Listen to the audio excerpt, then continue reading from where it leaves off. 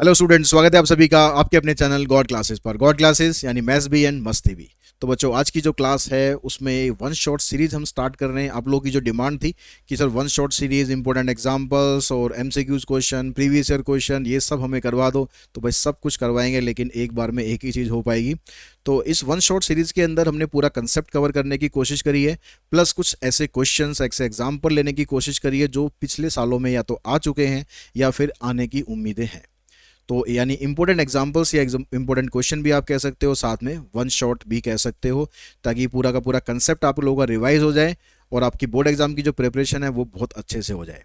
Videos अगर आपको पसंद आ रहे हैं हमारे, तो वीडियोस को लाइक ज़रूर करो, चैनल को सब्सक्राइब करके रखो, बेल आइकन को प्रेस करके रखो, और साथ ही वीडियोस को शेयर भी करो ऐसे लोगों के साथ जो भी बहुत से स्टूडेंट ऐसे हैं जो अप्लाइड मैथमेटिक्स के अभी तक चैनल पर नहीं आए हैं।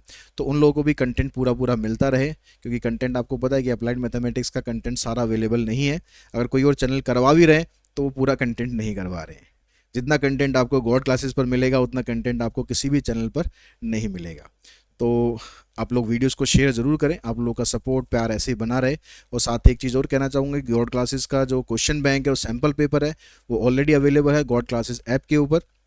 लिंक आपको डिस्क्रिप्शन बॉक्स में दिया गया है, वहाँ से आप ऐप डाउनलोड कर सकते हैं और वो क्वेश्चन बैंक या सैम्पल पेपर आप परचेज कर सकते हैं। क्योंकि जो सैम्पल पेपर है या फिर क्वेश्चन बैंक है, कंप्लीटली डेडिकेटेड है अप्लाइड मैथमेटिक्स को, यानी आपकी बोर्ड एग्जाम की प्रिपरेशन के लिए बेस्ट बुक है। तो वहाँ पर आप जाके उसे परचेज कर सकते हैं और अपनी बोर्ड एग्जाम की प्रिपरेशन को बहुत अच्छे से कर सकते हैं। तो अब ज़्यादा और आपका टाइम ना लेते हुए हम स्टार्ट करते हैं number quantification and numerical application. इसके अंदर टोटल 5 टॉपिक हैं, तो पांचों के पांचों टॉपिक हम इसी एक वीडियो के अंदर ही करेंगे, ताकि आपका पूरा कंसेप्ट एक ही वीडियो के अंदर रिवाइज हो जाए। ठीक है, कांग्रेस मॉडलो और alligation mixture, boats and streams, pipe and cisterns और रेसिस एंड गेम्स। तो ये सारे कंसेप्ट रिवाइज करेंगे, प्लस इसके इंपॉर्टेंट क्वेश्चन भी करेंगे। तो स्टार्ट करते हैं। तो हमारे पास देखिए सबसे पहला जो टॉपिक है वो है कॉन्ग्रुएंस मॉडुलो। अब कॉन्ग्रुएंस मॉडुलो में क्या है, हमारे पास दो चीज़ें, एक मॉडुलो ऑपरेटर है, कॉन्ग्रुएंस मॉडुलो है। मॉडुलो ऑपरेटर का मतलब है कि कहता है कि जैसे हम किसी नंबर को अगर हम डिवाइड करें, जैसे हम छोटी क्लासेस में करते थे कि हमने कोई नंबर लिया, जैसे मान लो नंबर लिया 7, तो 7 को अगर हमने डिवाइड किया 2 से, तो हम लिखते थे 2 3 6, रिमाइंडर आ गया 1। तो इस नंबर को आप ऐसे एक्सप्रेस कर सकते हो, 7 इक्वल्स टू 2 इंटू 3 प्लस 1। ठीक है, तो किसी भी नंबर को a equals to b q plus r की फॉर्म में इस तरीके से आप किसी भी नंबर को आप लिख सकते हो। इसमें जो r आता है, जो रिमाइंडर आता है, इसकी वैल्यू हमेशा पॉजिटिव वैल्यू होनी चाहिए। जीरो हो सकती है या कोई पॉजिटिव वैल्यू हो सकती है, नेगेटिव कभी भी हमारा रिमाइंडर नहीं आना चाहिए, इस चीज़ का ध्यान रखेंगे। अब यहाँ पर जैसे आपको ये समझा रहा है कि इसी चीज़ को आप ऐसे भी लिख सकते हो। तो हमने यहाँ पर लिखा 7 मॉड 2 इक्वल्स टू 1। तो हमने क्या करा, अभी 7 को 2 से डिवाइड करेंगे तो रिमाइंडर 1 आएगा। तो यहां पर हम सिर्फ रिमाइंडर लिखते हैं। जब हम मॉडुलो ऑपरेटर में लिखते हैं इसी स्टेटमेंट को, अगर हम मॉडुलो ऑपरेटर में लिखेंगे तो सिर्फ हम रिमाइंडर लिखते हैं। यहां पर जो ये क्वोशिएंट आ रहा है इसको हम यूज नहीं करते हैं, इसको हम नहीं लिखते हैं, इसलिए हम इसको मॉडुलो अर्थमेटिक ऑफ रिमाइंडर भी बोलते हैं, क्योंकि यहां पर हम सिर्फ रिमाइंडर का ही यूज करते हैं। ठीक है, अब इसी स्टेटमेंट को अगर हम कॉन्ग्रुएंस मॉडुलो में लिखते हैं, तो कॉन्ग्रुएंस मॉडुलो में कह रहा है कि अगर a और b आपके पास दो इंटीजर हैं और n एक इंटीजर है ग्रेटर देन 1, n की जो वैल्यू है वो ग्रेटर देन 1 है, तो हम ये कहेंगे कि then a is said to be congruent to b modulo n if n divide the difference of a and b।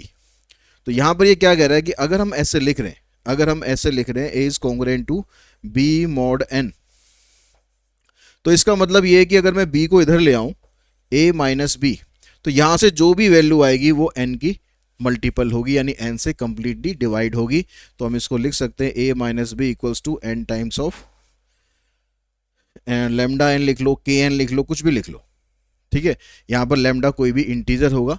जैसे मान लो ये हमने एक एग्जांपल ले रखा है भाई 49 कॉन्ग्रुएंट टू 14 मॉड 5।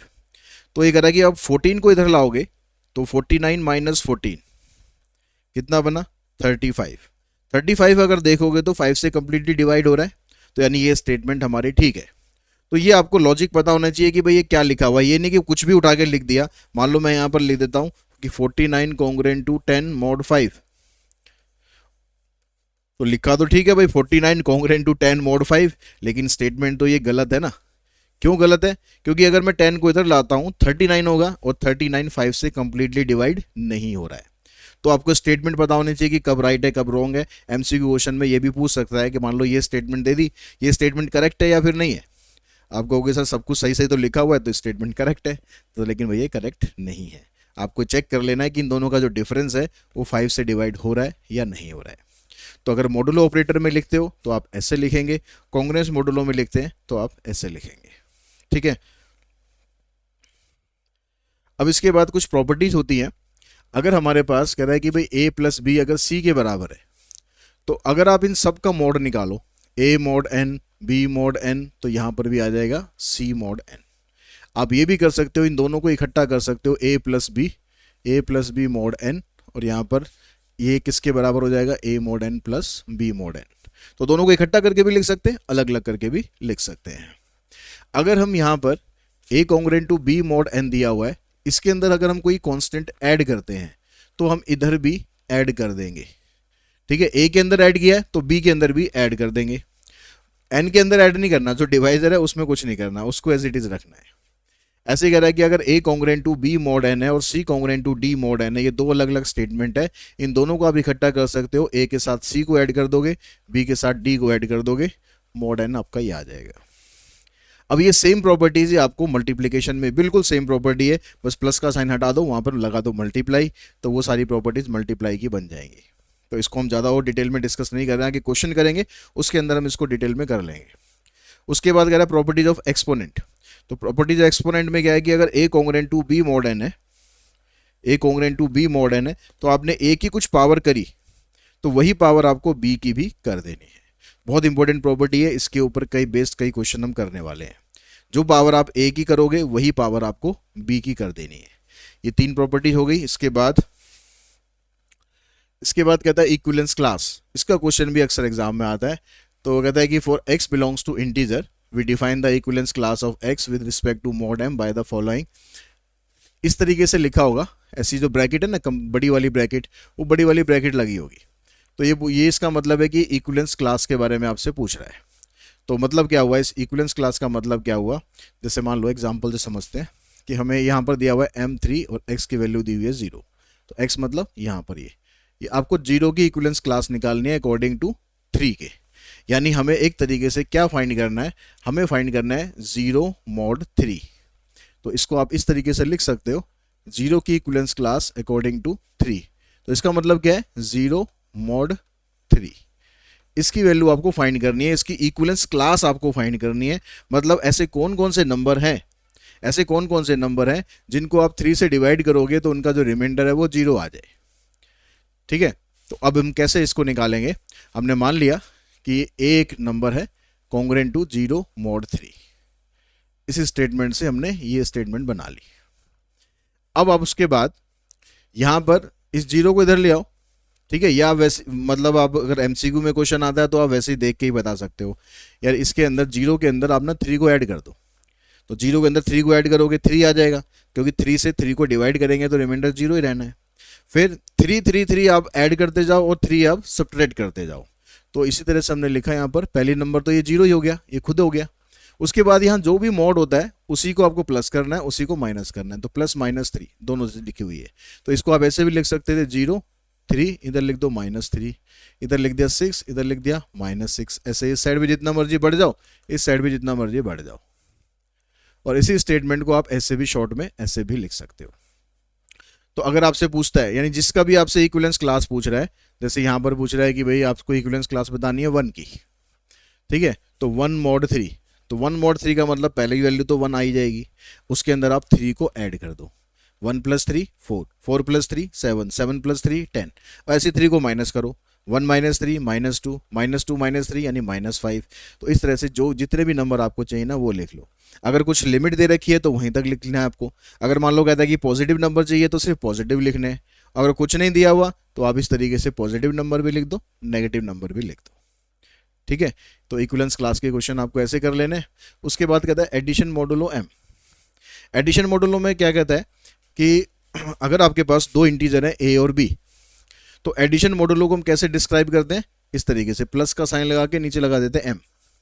और उसके आगे पीछे दोनों नंबर हम लिख लेंगे, जैसे ए और बी का यहाँ पर एडिशन मॉडुलो। तो ए और बी का एडिशन मॉडुलो अगर हम निकालेंगे तो इसका मतलब क्या है, इसका मतलब भी वही है कि भाई ए प्लस बी मॉड एम, ये वैल्यू आपको निकालनी है। तो ये लिखने के तरीके अलग अलग है, काम सब में वही कर रहे हैं, काम सब में वही कर रहे हैं, रिमाइंडर हम निकाल रहे हैं, बस तरीके अलग अलग है लिखने के। तो ए प्लस बी मॉड एम को हम सॉल्व करेंगे तो ए प्लस बी की जो वैल्यू आएगी, अगर ये greater than equals to m है तो आप इसको प्रॉपर सॉल्व कर दो, ठीक है। और अगर यहाँ पर कहता है कि भाई ए प्लस बी की वैल्यू अगर एम से कम है तो वही हमारा आंसर हो जाएगा। तो जो ए प्लस बी आ रहा है वही हमारा आंसर हो जाएगा। जैसे मान लो इसने कहा कि भाई 7 और 4 का मॉडुलो 2 निकालो आप, तो 7 + 4 कितना हो जाएगा 11, तो हम इसको लिखेंगे 7 + 4 मॉड 2। 7 + 4 मतलब 11 हो गया, 11 मॉड 2। अब 11 को अगर आप 2 से डिवाइड करोगे तो रिमाइंडर आ जाएगा 1, ये आंसर हो गया। लेकिन अगर मैं यहाँ पर कहता हूँ कि अगर मैंने 7 + 4 का मॉड निकालना है, लेकिन निकालना है मुझे 16 का, तो 7 + 4 11 हो गया, तो 11 मॉड 16। अब इसका तो निकालने की ज़रूरत ही नहीं ना, क्योंकि ये तो इससे छोटा है ऑलरेडी, तो इसका मतलब इसका आंसर 11 आ जाएगा। तो यही चीज़ आपको यहाँ पर ये बता रहा है कि अगर a + b का सम m से कम है तो वही हमारा आंसर बन जाएगा। जैसे यहाँ पर 7 + 4 का जो सम है वो 16 से कम है, तो 7 + 4 का जो आंसर आएगा 11, वही हमारा आंसर बन गया। लेकिन अगर वैल्यू इस मोड वाली वैल्यू से बड़ी आती है तो हम उसको इस तरीके से सॉल्व कर देंगे जैसे हम मोड के क्वेश्चंस को सॉल्व करेंगे, ठीक है। ये हो गया एडिशन मॉडुलो। सेम इसी प्रोसेस में सब्ट्रैक्शन मॉडुलो है और मल्टीप्लिकेशन मॉडुलो है। यानी यहाँ पर हमने प्लस किया है, अगर माइनस करेंगे तो सब्ट्रैक्शन मॉडुलो बन गया, अगर मल्टीप्लाई करेंगे तो हमारे पास मल्टीप्लिकेशन मॉडुलो बन गया। रूल सबके अंदर वही रहने, अगर a - b की वैल्यू m से कम है तो वही हमारा आंसर हो जाएगा, अदरवाइज हम उसका मॉड निकालेंगे। a और b की वैल्यू अगर मल्टीप्लाई करने पर m से कम होती है तो वही हमारा आंसर होगा, अदरवाइज हम इसकी वैल्यू निकालेंगे, ठीक है। देखिए अब यहाँ पर कहता है इवेल्युएट -31 मॉड 7।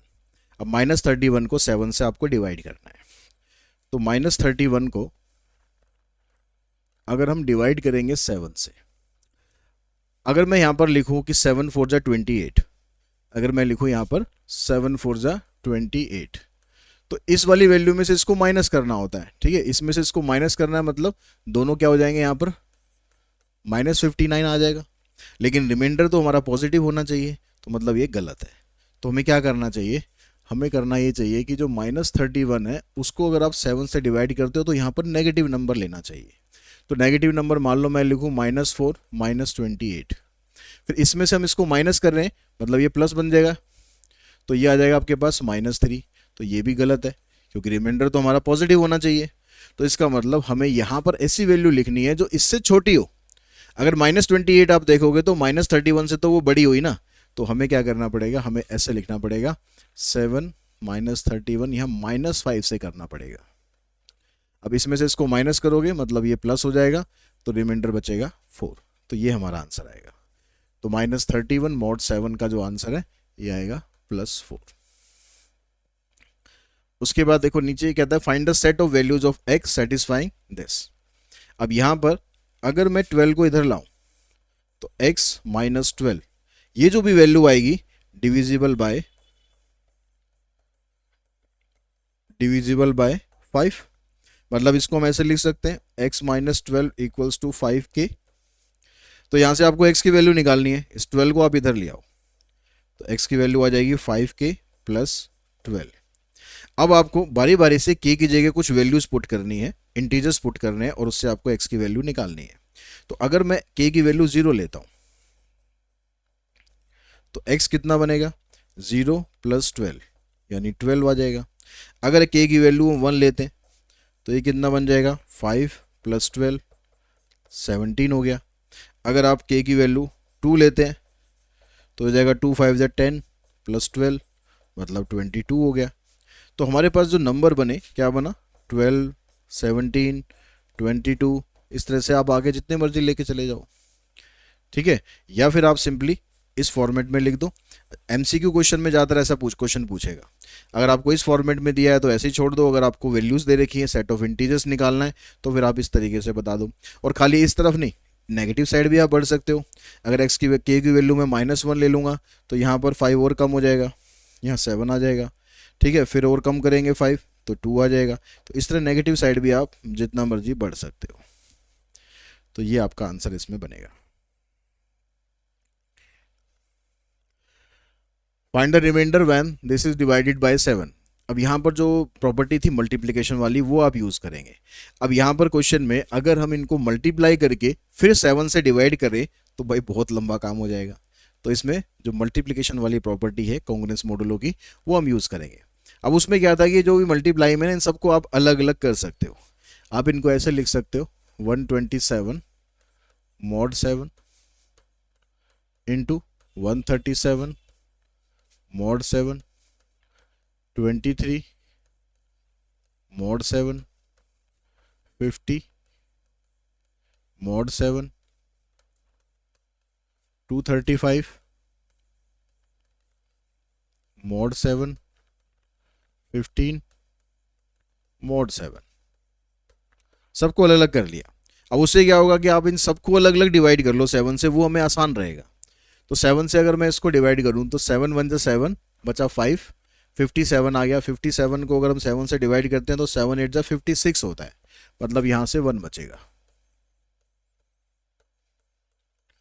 इसको करते हैं 7 1 जा 7, फिर 13 माइनस 7 6 हो गया, यानी 67 आ गया। तो 7 9 जा 63, मतलब यहां से 4 रिमाइंडर बचेगा। 7 3 जा 21, यहाँ से 2 रिमाइंडर आएगा। 7 7 49, यहाँ से 1 आ जाएगा। इधर करोगे 7 3 जा 21, तो बचेगा आपके पास 2, 25 हो गया। 7 3 जा 21, तो यहाँ से बचेगा 4, यहाँ से बचेगा 1। अब हम प्रॉपर्टी का यूज़ करके वापस इन सबको इकट्ठा कर देंगे। हम लिख देंगे इसको 1 into 4 into 2 into 1 into 4 into 1 mod 7। अब इनको मल्टीप्लाई करना आसान है। तो 4 2 जा 8, 8 4 जा 32। 7 से अगर आप इसको डिवाइड करोगे तो 7 4 जा 28 होता है।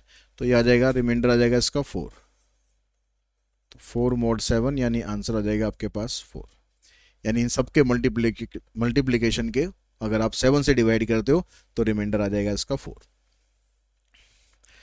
नेक्स्ट में कहता है what time will it be after 1250 hours if the present time is 9 PM। अभी का जो टाइम है वो 9 PM है। तो इतने घंटे के बाद 1250 आवर्स के बाद जो टाइम आएगा वो कितना होगा, ये आपसे पूछ रहा है। तो इसके आप इक्विवेलेंट आवर्स निकालो। अब एक दिन के अंदर तो 24 आवर्स होते हैं ना, तो आप एक इसको अब इसके इक्विवेलेंट आवर निकालने का मतलब है कि आपको इसका mod 24 निकाल लेना है, क्योंकि 24 के बाद फिर वापस हमारा टाइम जो है वो रिपीट करना स्टार्ट करता है। तो 1250 को आप डिवाइड करो 24 से, तो 25 4 जा 120, 25 2 जा 48, तो रिमाइंडर बच गया आपके पास 2। यानी हमारे पास 1250 आवर्स जो है ये कितने हो गए, इज इक्वलेंट टू 2 आवर्स। तो जितना भी टाइम आपके पास आएगा उस टाइम में आपको जो टाइम गिवन है उसमें ऐड कर दो। तो आफ्टर 2 आवर्स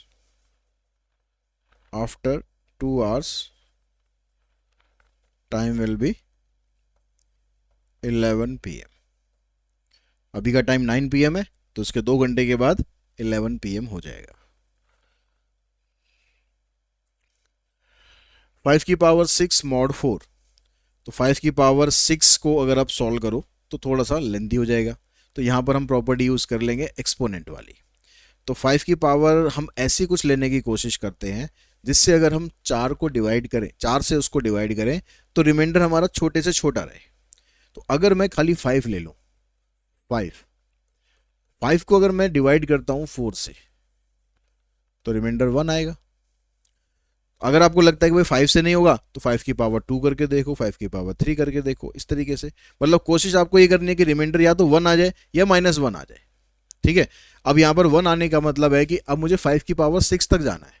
तो इसको मैंने पावर यहाँ पर कर दी 6, तो यहाँ पर मैं पावर कर दूंगा 6, प्रॉपर्टीज ऑफ एक्सपोनेंट।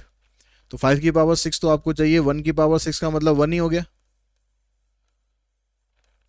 यानी 5 की पावर 6 को अगर आप 4 से डिवाइड कर रहे हो तो रिमाइंडर आएगा इसका 1, तो इसकी जो वैल्यू है ये आ जाएगी 1। Find all the positive integers less than 30 forming the equivalence class of 5 for mod 7। Equivalence class हमें बतानी है किसकी, 5 की इक्विवेलेंस क्लास बतानी है फॉर मॉड 7। यानी आप इसको ऐसे भी लिख सकते हो कि let a is congruent to 5 mod 7। ठीक है, अगर इक्विवेलेंस क्लास निकालनी है तो इसका मतलब है सीधा सीधा अगर मैं वैल्यू बताऊं, मतलब अगर एमसीक्यू में क्वेश्चन आ गया ये, तो सीधा सीधा आपको क्या करना है भाई, पहली वैल्यू तो 5, यहाँ पर जो 5 दिया हुआ ना 5 तो लेना ही लेना है। अब 5 के अंदर क्या करना है, आपको एक बार प्लस करना है, कितना प्लस करना है 7, 12 हो गया, और एक बार माइनस करना है -2, फिर यहाँ पर प्लस कर दो 7, 19, फिर आप माइनस कर दो 7, -9। तो इस तरह से आप इस साइड जितना मर्जी बढ़ोगे, इस साइड जितना मर्जी बढ़ोगे, लेकिन जब आंसर आपका फाइनल है उसमें कह रहा है कि भाई पॉजिटिव इंटीजर्स लेने हैं आपको, तो यानी जो नेगेटिव वाली वैल्यू है इनको छोड़ दो, और कहाँ तक जाना है, लेस देन 30, तो आगे और बढ़ सकते हैं। 19 में 7 ऐड करोगे तो 26, इससे आगे जाने की जरूरत नहीं है, बस ये आपका आंसर है।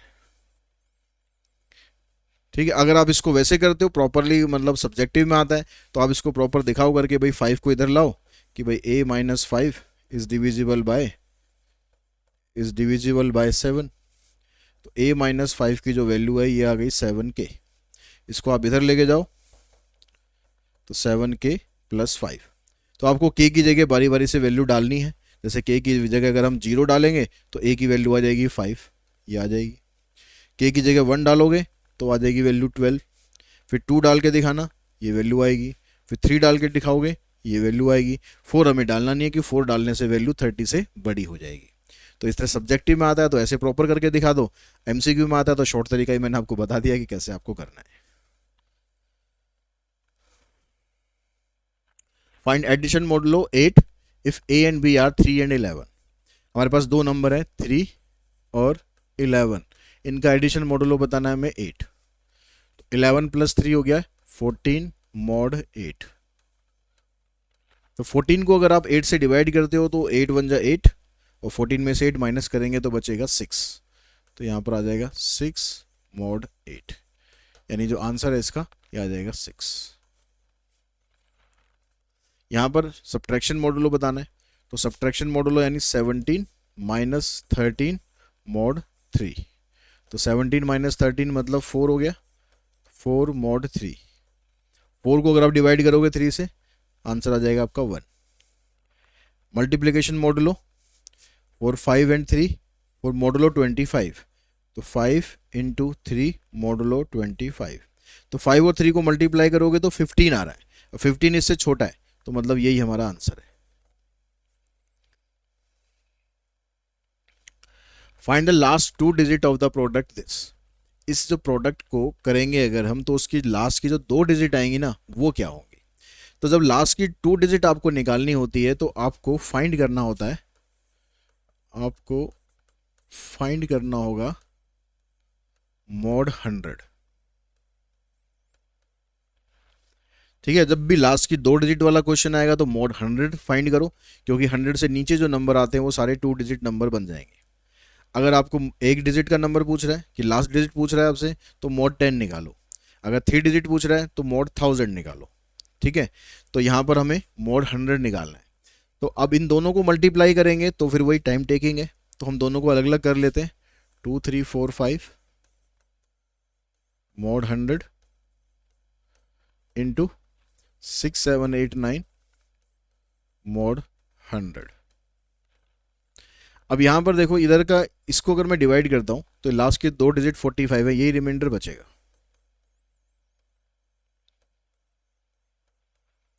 अगर मैं यहां से लास्ट की 2 डिजिट लेता हूं तो ये बनेगा 89,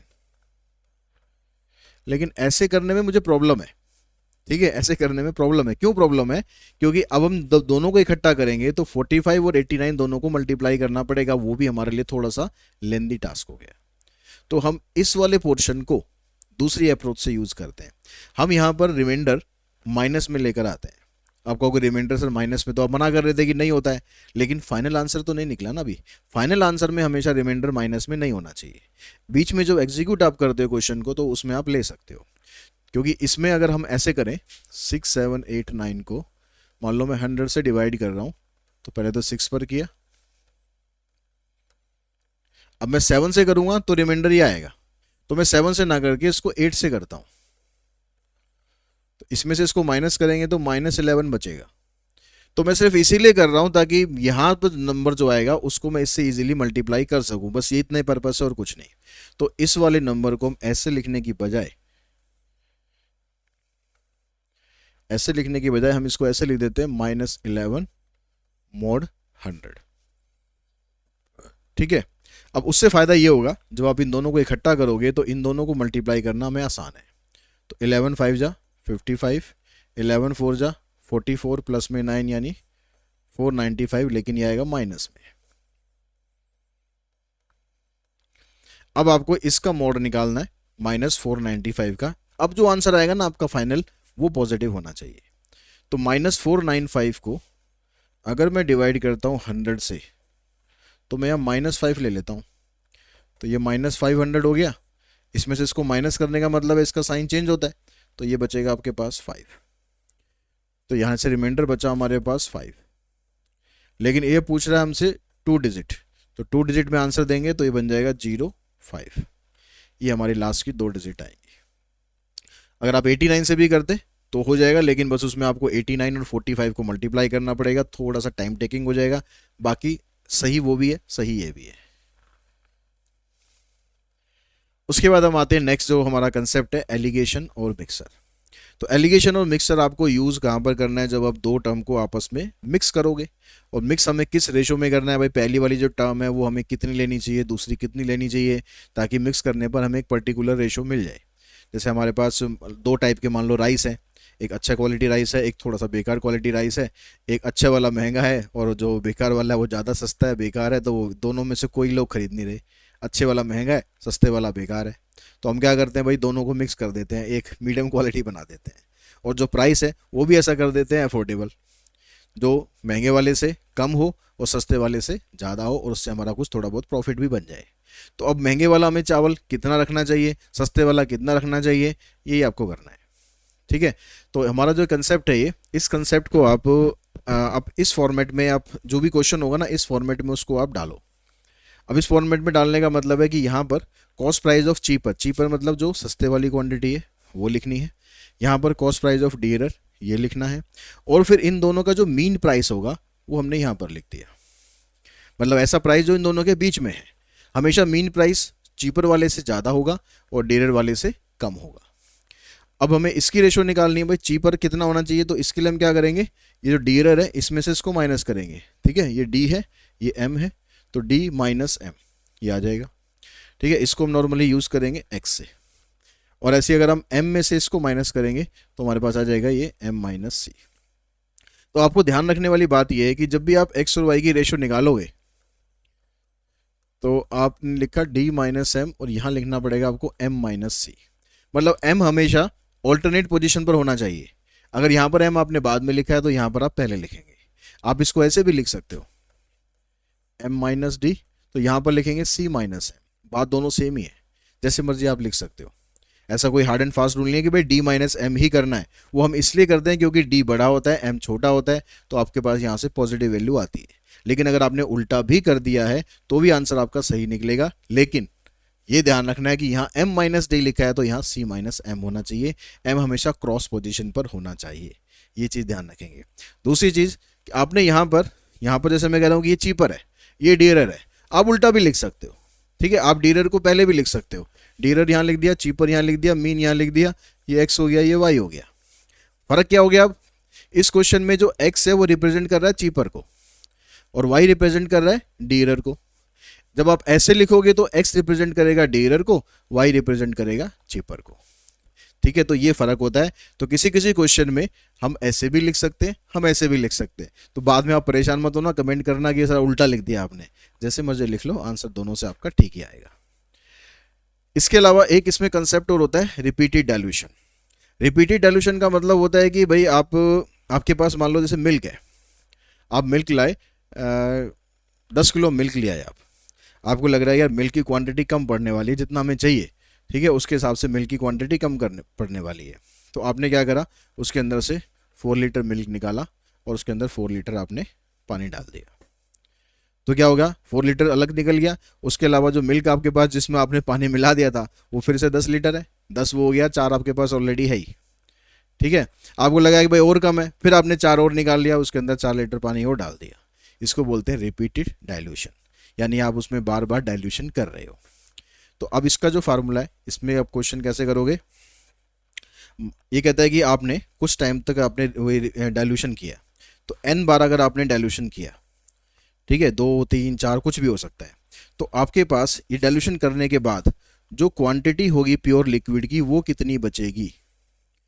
जो आप मिल्क लेकर आए थे 10 लीटर, एक्चुअल में वो डाइल्यूशन करने के बाद अब कितना आपके पास बचेगा। तो इसके लिए फार्मूला होता है x का मतलब है original quantity 1 minus y upon x. Y का मतलब होता है जो आपने रिप्लेस किया। 4 लीटर अगर आपने निकाला, 4 लीटर आपने डाला उसमें, तो इसका मतलब वाई की वैल्यू हो गई 4, एक्स की वैल्यू हो गई 10, और कितनी बार किया वो पावर में आ जाएगा n। तो ये रिपीटेड डाइल्यूशन का फार्मूला है। सिलेबस में ऐसा कुछ स्पेसिफाई नहीं है कि रिपीटेड डाइल्यूशन है या नहीं है, तो बेटर ये कि हम इसको कर लें, क्योंकि लास्ट ईयर इसका जो क्वेश्चन है वो एग्जाम में दे रखा था, तो इसको भी आप कर लेना अच्छे से, ठीक है। अब कुछ क्वेश्चन इसके समझते हैं। जो पहला क्वेश्चन है उसमें कहता है कि retailer has 250 kg of rice. अच्छा, एक चीज और ध्यान रखेंगे, जब भी हम ये क्वेश्चन करेंगे इसमें फ्रेम करेंगे क्वेश्चन को, तो हम ये चीज ध्यान रखेंगे जो भी ये सी डी और एम होता है इसकी यूनिट एक जैसी होनी चाहिए और इनकी टाइप भी एक जैसी होनी चाहिए। टाइप का मतलब है कि ये अगर कॉस्ट प्राइस है तो यहाँ भी कॉस्ट प्राइस होना चाहिए, यहाँ भी कॉस्ट प्राइस होना चाहिए। यहाँ सेलिंग प्राइस है तो यहाँ सेलिंग प्राइस, यहाँ सेलिंग प्राइस। यहाँ पर परसेंटेज है, यहाँ पर परसेंटेज, यहाँ पर भी परसेंटेज। यहाँ रेशो है, यहाँ रेशो है, तो यहाँ भी रेशो, ठीक है। इसी तरीके से मतलब आपको ये तीनों चीज़ एक जैसी रखनी है। अगर कहीं पर डिफरेंट दिए तो आप उसको सेम करोगे। मान लो यहाँ पर आपको टाइम दे रखा है, ये आवर्स में है, ये आवर्स में, ये मिनट में, तो आप इन दोनों को भी मिनट में कन्वर्ट कर लोगे। तो ये चीज़ आपको ध्यान रखनी है। अब यहाँ पर कहता है कि एक रिटेलर है, उसके पास 250 kg ऑफ राइस है, ठीक है। एक रिटेलर है, उसके पास 250 kg राइस है। वो क्या करता है, a part of which he sell at 10% profit, उसमें से कुछ पार्ट वो है 10% प्रॉफिट पर सेल कर देता है। तो एक पार्ट हमने ले लिया, इसको उसने 10% प्रॉफिट पर सेल कर दिया। Remaining quantity of rice is of low quality and is sold at 5% loss. दूसरे वाले को इसने 5% लॉस पे किया, तो लॉस का मतलब है आप लिखेंगे -5, ठीक है, खाली 5 नहीं लिखेंगे, -5 लिखेंगे। Overall he made a profit of 7%, total मिलाकर उसका जो प्रॉफिट है वो 7% आ रहा है। तो find the quantity of rice sold at 5% loss. तो जो उसने 5% लॉस पर क्वांटिटी सेल की थी वो कितनी क्वांटिटी थी। तो इसको निकालने के लिए अब हम फ्रेमिंग करते हैं कि पहले वाला जो राइस है वो हमने 10% प्रॉफिट पर बेचा, दूसरे वाला जो राइस है वो हमने 5% लॉस पर बेचा। ओवरऑल हमें दोनों में मिलाकर 7% का प्रॉफिट हो गया। तो ये वाला राइस कितना है, ये इसको रिप्रेजेंट करेगा, ये वाला राइस कितना है, ये इसको रिप्रेजेंट करेगा। अब ये आपसे पूछ रहा है कि जो राइस हमने लॉस पे सेल किया है वो कितना है, मतलब वाई की वैल्यू हमें निकालनी है। तो पहले हम यहाँ से रेशो निकाल लेते हैं। तो रेशो निकालने के लिए हमने जो इसको फ्रेम किया उसके हिसाब से x अपॉन वाई, इसमें से इसको माइनस किया तो इसमें से इसको करेंगे,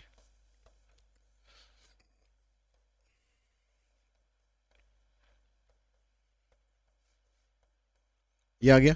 तो इसकी जो रेशो आ गई वो आ गया आपके पास 4:1, यानी x अगर 4 है तो y 1 है, तो टोटल मिलाकर हो गया 5, ठीक है। अब आपसे पूछ रहा है कि भाई quantity of rice, quantity of rice sold at 5% loss. अब 5% लॉस पर हमने कौन सी क्वांटिटी ली थी, y ली थी, तो y की रेशो क्या है, 1 है। टोटल रेशो कितना बनेगा, 5, तो यह आ जाएगा 1/5 into total quantity of rice. Total quantity of rice कितनी थी, 250, इससे कैंसिल करो, आंसर आ जाएगा 50 kg। यानी 50 केजी राइस आपने 5% लॉस पर सेल किया है। 600 gram of jaggery syrup has 40% jaggery in it. हमारे पास एक जैगरी सिरप है, ठीक है, जैगरी सिरप मतलब मीठा शरबत कह सकते हो आप, कि हमारे पास 600 ग्राम एक जैगरी सिरप है, शरबत है बढ़िया सा, उसके अंदर जो मीठा है, ठीक है, अब शरबत है तो इसका मतलब ये थोड़ा ना कि वो पूरा का पूरा मीठा ही होता है, तो उसके अंदर कुछ पानी भी होता है, तो इसके अंदर कह रहा है 40% जो है वो जैगरी है, ठीक है, यानी जो मीठापन है उसमें 40% है।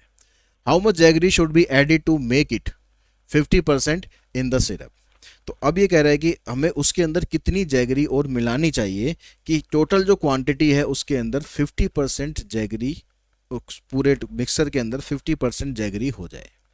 तो अब क्वेश्चन क्या कह रहा है कि हमारे पास जो सिरप है अभी उसमें 40% जैगरी है, ठीक है, हमें कुछ क्वांटिटी इसके अंदर मिलानी है जैगरी की, ताकि हमारे पास जो मिक्सर बनेगा उसमें 50% जैगरी हो जाए।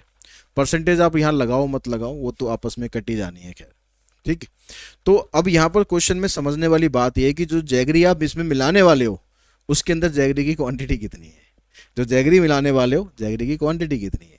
जैसे मान लो कि आप एक चाय पी रहे हो, ठीक है, ये क्वेश्चन अक्सर यही कंफ्यूज करता है। आप जैसे चाय पी रहे हो, चाय के अंदर आपने चीनी डाली है, आपको लग रहा है चीनी थोड़ी सी कम है, थोड़ी सी चीनी और डाली, एक चम्मच ली आपने, अब एक चम्मच लेके आपने उसमें चीनी और मिला दी। अब जो एक चम्मच आप चीनी मिला रहे हो उसके अंदर चीनी की क्वांटिटी क्या है, जो आप चीनी मिला रहे हो चीनी की क्वांटिटी क्या है, चीनी तो चीनी है ना, वो तो पूरी की पूरी 100% है। तो चाहे आप एक चम्मच मिलाओ, चाहे 2 चम्मच मिलाओ, चाहे 3 चम्मच मिलाओ, उसमें जो जैगरी की क्वांटिटी है वो 100% ही रहेगी। तो आप जो जैगरी यहाँ पर मिला रहे हो ये 100% आपको लेनी है। पहले हमारे पास सिरप जो था वो कितना था, 600 ग्राम था, जब इसमें 40% जैगरी थी तो ये 600 ग्राम था, यहाँ क्वांटिटी दे रखी है इसने इसकी। तो अब आपने कुछ जैगरी यहाँ पर मिला दी, तो कितनी आपको पास जैगरी ऐड करनी है, how much jaggery should be added to make it 50% in the syrup. तो आपने कितनी जैगरी ऐड करनी है ये आपको बतानी है, यानी यहाँ पर आ जाएगा आपके पास x, ठीक है। तो अब यहाँ पर सॉल्व करो इसको, 600 अपॉन में x equals to 100 minus 50, 50 minus 40, इससे ये कैंसिल, इससे ये कैंसिल, तो x की वैल्यू आ जाएगी 120 ग्राम। तो आपने जो जैगरी इसमें मिलानी है ना वो 120 ग्राम मिलानी है, और उसके अंदर जैगरी की इन टर्म ऑफ परसेंटेज, वैसे तो 120 ग्राम है लेकिन इन टर्म ऑफ परसेंटेज वो पूरी की पूरी जैगरी है, मतलब 100% जैगरी उसके अंदर है। Two vessel containing milk and water in the ratio 7:5 and 17:7, दो कंटेनर है हमारे पास, ठीक है, दो कंटेनर है, एक कंटेनर ये हो गया हमारे पास, इसमें जो रेशो है मिल्क और वाटर की वो है 7:5। एक दूसरा कंटेनर है इसमें है 17 और 7। अब ये कह रहा है कि in what ratio mixer from the two vessel, यहां से हम कुछ निकालते हैं मिक्सर, यहां से हम कुछ मिक्सर निकालते हैं और एक नए कंटेनर में डालते हैं। अब यहां पर जो मिक्सर की क्वांटिटी है मिल्क और वाटर की वो है 5 और 3, तो हमें बताना है कि किस रेशो में हमने यहां से और यहां से मिक्सर निकाला। अब यहां पर ये तीनों चीज आपको रेशो में दी हुई है, तो रेशो से आप क्या करो, इसको क्वांटिटी में कन्वर्ट करो। तो क्वांटिटी आप किसकी लोगे, चाहे मिल्क की ले लो चाहे वाटर की ले लो, उससे कुछ फर्क नहीं पड़ेगा। अगर आप मिल्क की क्वांटिटी लेते हो तो मिल्क आपके पास यहाँ है 7 और टोटल क्वांटिटी होगी आपके पास 12, तो यहाँ लिखेंगे 7/12, यहाँ लिखेंगे ऐसे 17/24, यहाँ लिखेंगे 5/8, इधर आ जाएगा x, इधर आ जाएगा y, ये आपको सॉल्व करना है। तो x/y इक्वल्स टू, इसमें से इसको माइनस करते हैं, 17/24 माइनस 5/8 डिवाइडेड बाय 5/8 माइनस 7/12, ऊपर एलसीएम 24 लो, 8 3 जा 24, 3 5 जा 15, नीचे 12 और 8 का एलसीएम भी 24 आ जाएगा, 3 5 जा 15, 2 7 जा 14, ये कैंसिल, ऊपर आ जाएगा 2 और 1, यानी जो x और y की रेशो है ये आएगी 2:1, यानी यहाँ से 2 क्वांटिटी लेनी है, इसमें से 1 क्वांटिटी लेनी है। नेक्स्ट क्वेश्चन में कहता है कि कंटेनर कंटेन 40 लीटर्स मिल्क। एक कंटेनर है जिसके अंदर 40 लीटर्स मिल्क है। From this container 4 litre milk was taken out and replace with water. अब हमने क्या करा, उसमें से 4 लीटर मिल्क निकाल लिया अपने लिए और पानी डाल दिया उसमें 4 litre. This process was repeated further 2 more times. इस प्रोसेस को हमने 2 बार और किया, 2 बार और किया। एक बार तो पहले हुआ, 2 बार और किया, मतलब टोटल मिलाकर 3 टाइम्स हो गया। तो n की वैल्यू तो यहाँ पर 3 है कि हमने 3 टाइम्स किया। x की वैल्यू 40 लीटर है और जो आप रिप्लेस कर रहे हो वो 4 लीटर है। तो ओरिजिनल क्वांटिटी मिल्क की जो कितनी रह गई, milk quantity of milk, quantity of milk left, formula आ गया x 1 minus y upon x raise to power n। तो x है 40, y आपके पास 4 अपॉन 40, इसकी पावर हो गई 3। 10 माइनस 1 9 अपॉन 10। तो ये बनेगा आपके पास 40 इंटू में 9 का क्यूब करोगे तो 7 2 9 और नीचे आ जाएगा 1000। इससे कैंसिल। 4 से इसको काटने की जरूरत नहीं, नीचे 100 है, अगर पूरा पूरा कट रहा है तो काटो, नहीं तो कोई फायदा नहीं है। सीधा मल्टीप्लाई करो, 4 9 जा 36, बचा आपके पास 3, 4 2 जा 8 और 3 11, 4 7 जा 28 और 1 29। 100 से डिवाइड करेंगे तो 29.16 लीटर्स। तो ऐसा प्रोसेस करने पर हमारे पास जो मिल्क की क्वांटिटी उसमें अब बची है 29.16 लीटर्स। जहां पर आपको यूनिट की जरूरत है यूनिट जरूर लिखनी है, इसके भी मार्क्स कट जाते हैं, ये चीज ध्यान रखें। From a cask full of alcohol 8 litres are drawn. अब हमारे पास एक कास्क है, मतलब वो कोई बर्तन टाइप लगा लो, ठीक है। एग्जैक्ट तो पता नहीं कास्क का एग्जैक्ट मतलब क्या होता है। तो उसके अंदर फुल 8 लीटर एल्कोहल भरा हुआ है। Are drawn eight then filled with water. नहीं, 8 लीटर नहीं भरा हुआ, मतलब पूरा का पूरा भरा हुआ है और हमने उसमें से 8 लीटर निकाला है और उसके अंदर पानी मिला दिया है, ठीक है। 8 लीटर निकाला, पानी उसके अंदर मिला दिया। This process repeated 3 more times. अब इस प्रोसेस को हमने 3 बार और किया, मतलब टोटल मिलाकर 4 बार हो गया। ये चीज ध्यान रखना कि 3 मोर लिखा है या 3 टाइम्स लिखा है। अगर खाली बोलता कि प्रोसेस रिपीटेड 3 टाइम्स तो n होता 3, लेकिन कह रहा 3 मोर टाइम्स तो n हो गया 4। The ratio of the quantity of alcohol left in the cask and that of water is 16:65। अब जो ये प्रोसेस करने के बाद हमारे पास जो मिल्क की क्वांटिटी, उसकी एल्कोहल की क्वांटिटी और वाटर की क्वांटिटी है वो ये है। एल्कोहल इतना है और वाटर उसमें इतना है। तो how many litres of alcohol did the cask originally. तो ओरिजिनली हमारे पास कितना लीटर एल्कोहल था। तो हमने मान लिया कि let the original quantity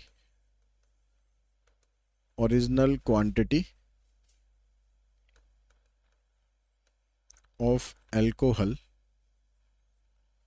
B x, ठीक है। अब ये कह रहा है कि भाई ये प्रोसेस पूरा करने के बाद आपके पास जो क्वांटिटी एल्कोहल की बची है वो 16 है और वाटर की 65 है। तो यानी अब ये कह रहा है कि आपके पास क्वांटिटी ऑफ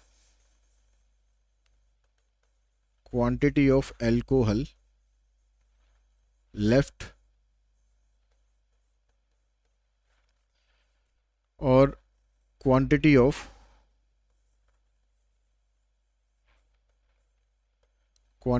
वाटर, ये कितना आपके पास 16 और 65 की रेशो में है।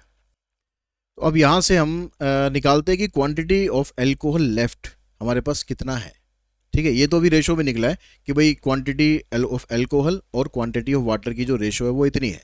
यानी रेशो का अगर टोटल आप देखोगे ना, टोटल आ जाएगा आपके पास 81। तो अगर आपको क्वांटिटी निकालनी है कि क्वांटिटी ऑफ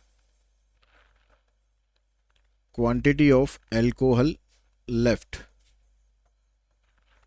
तो ये कितना हो गया भाई, हमारे पास जो बची हुई क्वांटिटी एल्कोहल की वो है 16 आउट ऑफ कितना था टोटल आपके पास 81। 6 और 5 11, 6 7 8, मतलब रेशो में अगर आप देखेंगे तो 81 में से 16 हमारे पास एल्कोहल है। अब इनटू में क्या करेंगे, इनटू में टोटल क्वांटिटी ऑफ अल्कोहल कितनी है, total quantity of alcohol x। तो इतनी क्वांटिटी आपके पास अभी बची हुई है डाइल्यूशन करने के बाद। अब इसको अगर हम एज ए फार्मूला देखें तो क्या बनेगा, x into 1 minus y, y की वैल्यू कितनी, हम कितना निकाल रहे हैं उसमें से 8 निकाल रहे हैं, 1 माइनस 8 अपॉन एक्स, कितनी बार कर रहे हैं प्रोसेस, 4 बार कर रहे हैं, इक्वल्स टू 16 अपॉन 81 एक्स। इस x से ये x कैंसिल कर दो। अब यहाँ पर देखो ये 1 माइनस 8 अपॉन एक्स की पावर 4 है, तो ये भी आपके पास 2 अपॉन 3 की पावर 4 बन जाएगा, 4 से 4 कैंसिल हो जाएगा, तो रह जाएगा 1 माइनस 8 अपॉन एक्स, यहाँ रह जाएगा 2 अपॉन 3, इसको आप इधर ले जाओ, 8 अपॉन एक्स को आप इधर लाओ, तो आ जाएगा 1 upon 3 equals to 8 upon x, तो x की वैल्यू आ जाएगी 24 लीटर्स। तो जो ओरिजिनल क्वांटिटी अल्कोहल की वो थी 24 लीटर। तो उसके बाद हम चलते हैं नेक्स्ट, जो हमारा कंसेप्ट है बोट्स एंड स्टीम्स। अब बोट्स एंड स्टीम के क्वेश्चन जब भी आप करोगे तो जो इसके अंदर हम x, y, T1, T2 ये लिखेंगे, ये अभी तो हम फार्मूले के अंदर सबको ऐसे यूज़ करेंगे, लेकिन जब आप एग्जाम में क्वेश्चन करोगे ना तो इनको आपको लिखना है।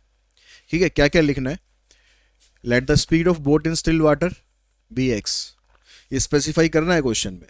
ठीक है, and speed of stream be y kilometre per hour, time taken by downstream T1 and time taken by upstream T2, downstream speed be u and upstream speed be v। ठीक है, ये भी speed है तो kilometre per our.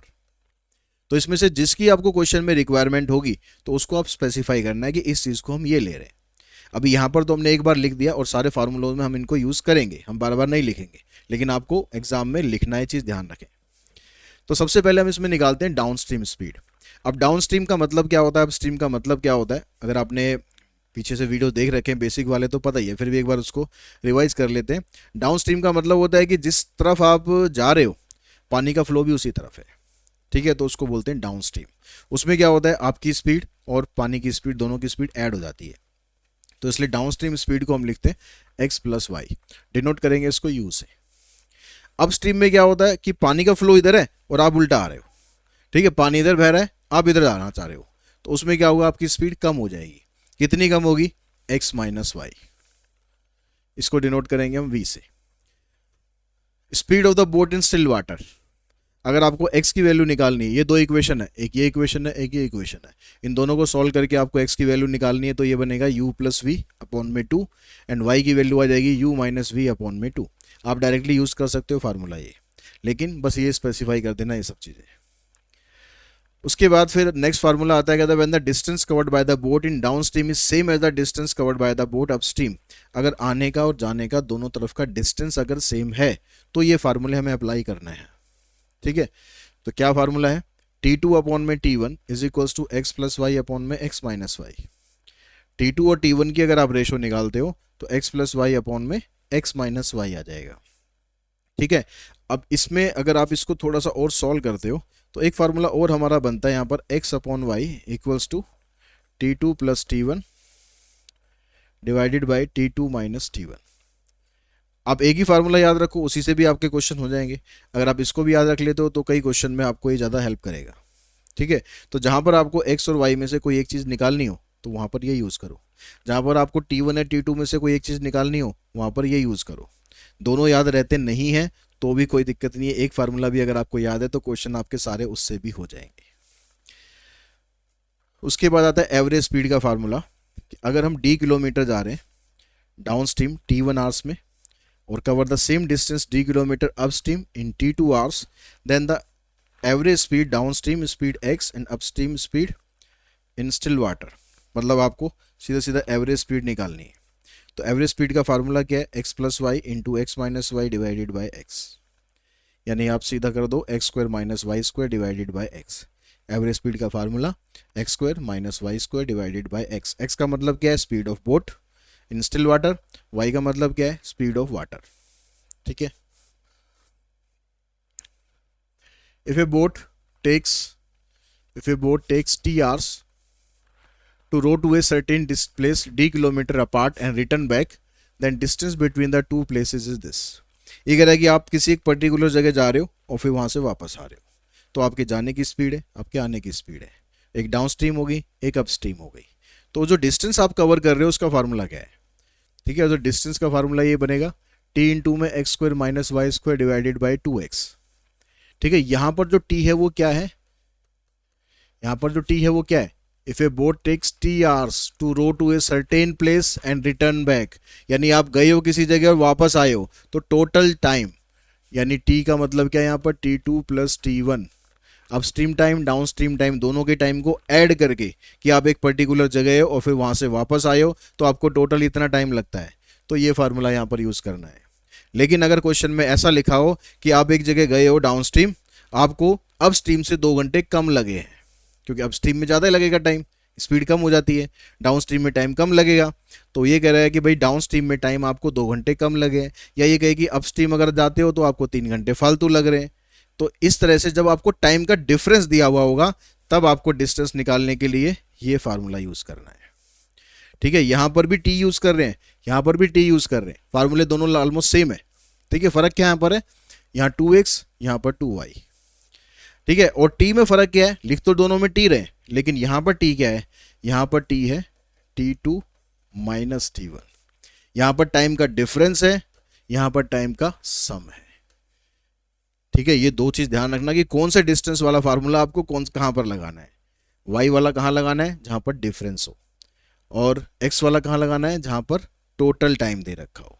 तो दोनों फार्मूले आपको याद करने में सेम है, लेकिन कंसेप्ट ध्यान रखना है कि आपको कौन सा फार्मूला कब लगाना है। तो बस यही सारे फार्मूले आपको इसमें यूज़ करने हैं बोट्स एंड स्ट्रीम्स में। क्वेश्चन में फार्मूला आप डायरेक्ट लगा देना, लेकिन जैसे मैंने पहले बताया कि बोट की स्पीड क्या है और करंट की स्पीड क्या है, डाउन स्ट्रीम टाइम क्या है, अप स्ट्रीम टाइम क्या है, डाउन स्ट्रीम स्पीड क्या है, अप स्ट्रीम स्पीड क्या है, ये सारी आपको स्पेसिफाई करनी पड़ेंगी। जैसे यहाँ पर कह रहा है man rows 15 kilometre upstream and 25 kilometre downstream in 5 hours each time मतलब दोनों टाइम में उसको टाइम सेम लग रहा है। तो हम पहले क्या करते हैं? अपस्ट्रीम स्पीड निकाल लेते हैं। अपस्ट्रीम स्पीड मतलब u, तो ऐसे लिखेंगे लेट अपस्ट्रीम स्पीड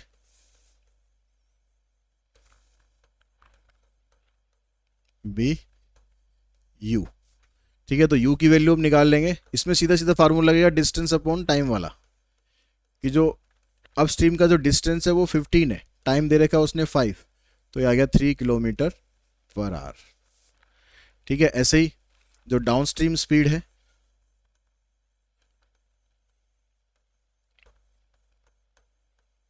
इसको हम लिखेंगे, सॉरी अपस्ट्रीम को हम लेते हैं v, जो फार्मूला हम यूज़ करेंगे ना उसमें इसको v लेते हैं, डाउन स्ट्रीम को u लेते हैं। तो u की वैल्यू क्या आ जाएगी? वही डिस्टेंस 15 है, टाइम इतना है, तो ये आ जाएगा आपके पास 25 है, तो आ जाएगा आपके पास 5 किलोमीटर पर आवर।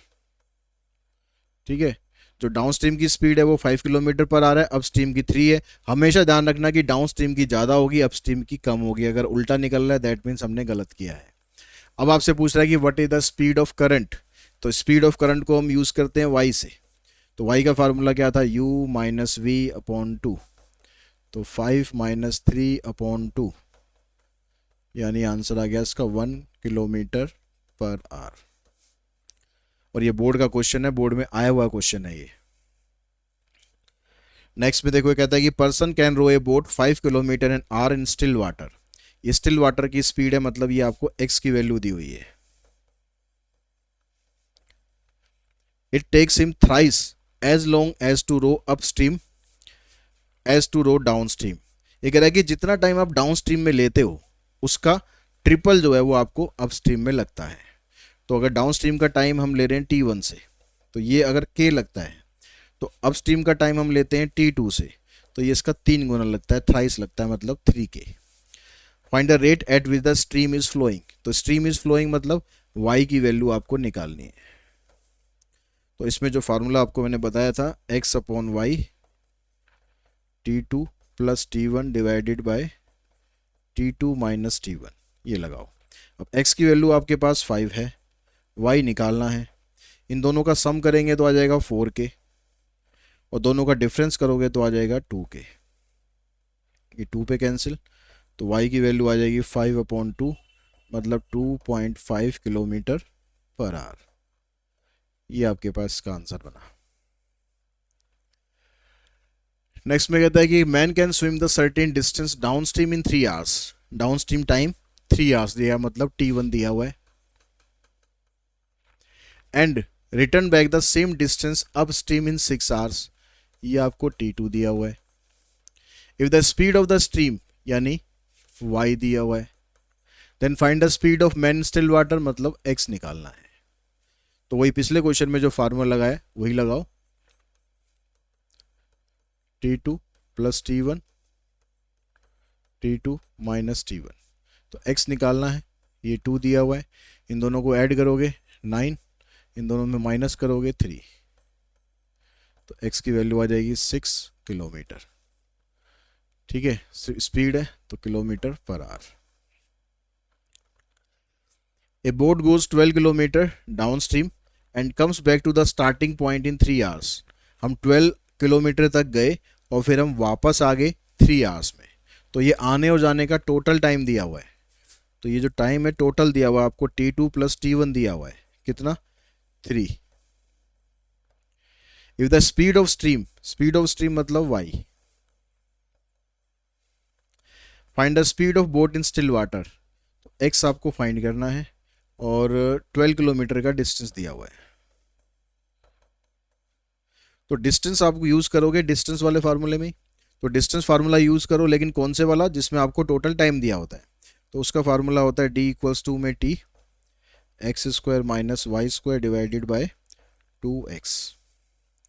तो d आपके पास कितना है 12 है, टोटल टाइम कितना है आपके पास 3 आ गया, x की वैल्यू निकालनी है, y की वैल्यू 3 है, उसका स्क्वायर करेंगे ये आ जाएगा नीचे 2x, 3 से ये कैंसिल किया तो ये आ जाएगा 4 2 8x, x² minus 9।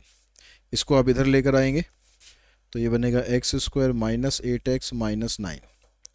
Splitting middle term करेंगे, इसके दो फैक्टर बनेंगे, एक तो आएगा x माइनस 9 और एक आ जाएगा x प्लस 1। तो x की वैल्यू एक तो 9 आएगी और एक x की वैल्यू माइनस 1 आएगी। माइनस वाली वैल्यू को कहते हैं ना कि भाई ये तो एग्जिस्ट ही नहीं करती, हमारे काम की नहीं है, क्योंकि x नेगेटिव नहीं होगा, स्पीड कभी भी नेगेटिव नहीं होगी। तो x की वैल्यू आ गई 9, मतलब हमारा आंसर बनेगा 9 किलोमीटर पर आवर। यूनिट जरूर लिखनी है, यूनिट छोड़ दोगे तो नंबर भी छूट जाएगा। ठीक है, तो इसके बाद जो हमारा नेक्स्ट कंसेप्ट है पाइप एंड सिस्टम। तो पाइप एंड सिस्टम में कुछ ऐसा फार्मूला वगैरह ज़्यादा आपको कुछ याद रखने नहीं है। पाइप एंड सिस्टम के अंदर कुछ टर्म्स होती हैं, जैसे इनलेट, आउटलेट या लीक। इनलेट का मतलब होता है कि जिसके थ्रू आप पानी भरने वाले हो, ठीक है, उसको बोलेंगे इनलेट। आउटलेट या लीक का मतलब होगा जिससे हम पानी बाहर निकाल रहे हैं। ठीक, अब यहाँ पर ये कहता है कि अगर हम किसी इनलेट पाइप के थ्रू टैंक को x आवर्स के अंदर हम फिल करते हैं, तो हम 1 आवर के अंदर उस टैंक का कितना पार्ट फिल करते हैं, हमें हर क्वेश्चन में ये चीज़ें निकालनी पड़ेगी। ठीक है, then part of the tank filled by pipe in 1 hour. तो जो टोटल टाइम आप लेते हैं, ये अपॉन में आ जाता है। जैसे हम कहते हैं कि हम किसी काम को भाई 10 दिन में करेंगे, तो हम एक दिन में उस काम का कितना हिस्सा कर रहे हैं, 1/10। अगर हम काम को 15 दिन में कर रहे हैं तो हम एक दिन में उस काम का कितना पार्ट कर रहे हैं, 1/15। तो जितना आपका टाइम होगा, चाहे आवर्स में हो, डेज में हो, मिनट्स में हो, सेकंड्स में हो, वो आ जाएगा अपॉन में, ऐसे 1/x। ठीक है, या y है तो 1/y। तो सेम चीज़ ये कह रहा है कि भाई आउटलेट पाइप है, वो अगर खाली कर रहा है तो 1 घंटे में कितना खाली करेगा, 1/y। ठीक, तो अगर हमारे पास y की वैल्यू x से ज़्यादा है, ठीक है, y की वैल्यू x से ज़्यादा, y का मतलब है कि जो आउटलेट है, जो लीकेज है, वो ज़्यादा टाइम ले रही है भरने से। जितनी देर में हम भर रहे हैं उससे ज़्यादा टाइम में पानी खाली होगा। तो इसका मतलब है कि आप टैंक को फिल कर सकते हो 1 आवर के अंदर कितना, 1/x माइनस 1/y, क्योंकि जो x है वो तो भरेगा, जो y है वो खाली करेगा, इसलिए वहाँ पर माइनस लगा देना है। और फिर हमें वापस जब टाइम निकालना होता है, क्वेश्चन में ये थोड़ा ना पूछेगा कि भाई 1 घंटे में कितना पार्ट आपने फिल करा, क्वेश्चन में पूछेगा कि भाई आपने पूरा टैंक कितनी देर में भरा। तो जब दोनों टैप चल रहे हैं तो हमने निकाल लिया भाई 1 घंटे में इतना हुआ। तो इसका अगर हम रेसिप्रोकल करके आंसर लिखते हैं तो वो आता है हमारे पास टाइम टेकन। तो time taken to fill the tank क्या हो जाएगा, x y divided by y minus x. ठीक है, इसका एलसीएम लोगे तो y minus x divided by x y, उसका रेसिप्रोकल करोगे तो वो आपके पास सीधा आंसर आ गया। अगर एमसीक्यू क्वेश्चन है, आपको टाइम निकालना है, आप डायरेक्ट ये वाला फार्मूला यूज कर सकते हो। ऐसे ही अगर आपके पास x जो है वो ज़्यादा है, मतलब भरने में टाइम ज़्यादा लग रहा है, खाली होने में टाइम कम लग रहा है, तो क्या टैंक भरेगा? कभी नहीं भरेगा। तो फिर हम निकालेंगे भाई एम्प्टी कितना हुआ है 1 घंटे के अंदर, तो 1/y माइनस 1/x, या फिर आप इसको डायरेक्टली टाइम निकालोगे तो x/y divided by x minus y. ठीक है, ये यहाँ पर जो फार्मूला लिखे हैं ये एक तरह से आपके लिए शॉर्टकट्स हैं। If a pipe can fill the tank in x hours and another pipe can fill the same tank in y hours, then an opening both the pipes together. अगर दोनों ही भर रहे हैं तो दोनों ही भर रहे हैं तो दोनों को ऐड कर देंगे, 1/x 1/y। ठीक है, ऐसे अगर 3 होंगे, 2 भर रहे हैं, खाली कर रहा है, तो जो भर रहे हैं 1/x 1/y, जो खाली कर रहा है 1/z। तो जैसे आपको क्वेश्चन में दे रखा होगा, मतलब खाली करने का मतलब है माइनस, भरने का मतलब है प्लस। इस क्वेश्चन में कहता है कि 2 pipes can fill a system in 8 hours and 12 hours respectively. The pipe are open simultaneously and it takes 12 minutes more to fill the system due to leakage. अब ये दोनों मिलाकर बेचारे पानी भर रहे हैं, लेकिन एक लीकेज हो रही है नीचे से, उस लीकेज की वजह से जितना टाइम इन्हें लगना था उससे 12 मिनट एक्स्ट्रा टाइम इन्हें लग रहा है। तो अब आपसे पूछ रहा है कि if the system is full, system अगर पूरा का पूरा भरा हुआ है, then what will be the time taken by the leakage to empty it. तो लीकेज उस पूरे टैंक को कितनी देर में खाली कर सकती है। तो पहले तो आप ये निकाल लो कि अगर ये दोनों चलते रहते और लीकेज ना होती तो टाइम कितना लगता। तो टाइम कितना लगेगा ये निकालने के लिए पहले हम ये निकालेंगे कि part of tank filled by A in 1 hour, यह आ जाएगा 1/8, and part of the tank filled by B in 1 hour, आ जाएगा 1/12। तो दोनों ये मिलाकर चलते, तो दोनों अगर मिलाकर चलते तो कितना टाइम लगता, 1/8 एंड 1/12, तो 12 और 8 का एलसीएम 24, यहाँ 3 आ गया, यहाँ 2 आ गया, यानी 5/24। तो टाइम कितना लगता है इन्हें, टाइम टेकन ये आता आपके पास 24/5, क्या थे ये, आवर्स थे, इतने आवर्स का इन्हें टाइम लगता अगर लीकेज ना होती तो। लेकिन लीकेज है, ड्यू टू लीकेज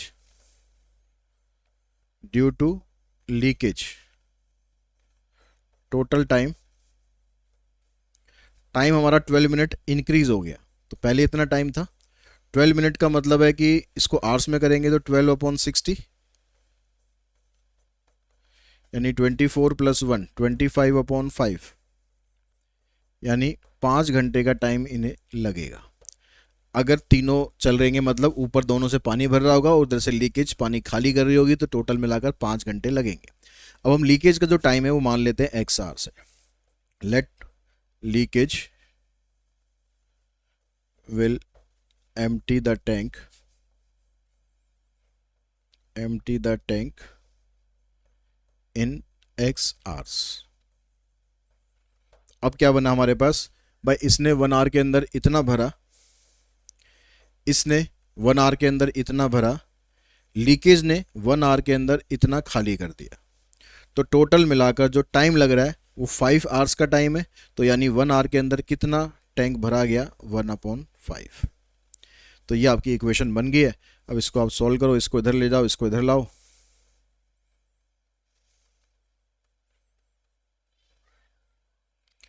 यहाँ सॉल्व करेंगे तो एलसीएम आ जाएगा आपके पास 120, इससे इसको डिवाइड करेंगे 15 आएगा, इससे करेंगे 10 आ जाएगा, इससे करेंगे 24। तो 15 और 10 25 माइनस 24 यानी 1/20। तो यहाँ पर सॉरी 1/x है, तो 1/x की वैल्यू आ गई 1/20, मतलब x आ जाएगा आपके पास 120 आवर्स। तो लीकेज जो है उस पूरे टैंक को 120 आवर्स के अंदर खाली कर देती। नेक्स्ट क्वेश्चन में कहता है कि system can be filled by 2 pipe A and B in 12 minute and 15 minute respectively. Another tap C can empty the full tank in 20 minutes. तीसरा टैप जो है C उसको 20 मिनट्स में खाली कर देता है। If the tap C is open 5 minute after the pipe A and B are open. हमने क्या करा, हमने पहले A और B को 5 मिनट तक चलाया, उसके बाद हमने C खोला है, पहले नहीं खोला, स्टार्टिंग में नहीं खोला। तो find when the system becomes full, तो हमें बताना है कि सिस्टम को फुल होने में कितना टाइम लगेगा। तो ये कुछ ऐसे हुआ क्वेश्चन कि ये आपके पास एक सिस्टम है, इसको भरने के लिए हमने पहले ए और बी को चला दिया और ए और बी ने मान लो इतना टैंक भर दिया, ए और बी ने इतना टैंक भर दिया, ठीक है। उसके बाद ये हमने कितनी देर तक चलाया, 5 मिनट्स तक चलाया।